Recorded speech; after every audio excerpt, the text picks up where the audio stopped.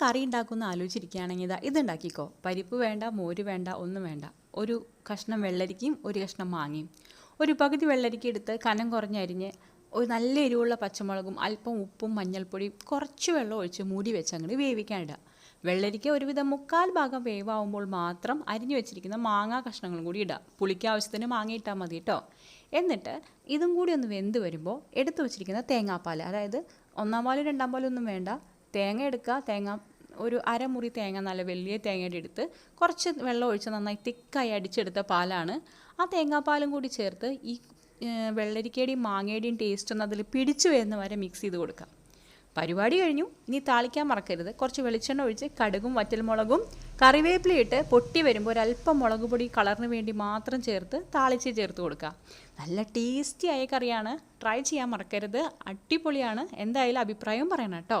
Bye bye.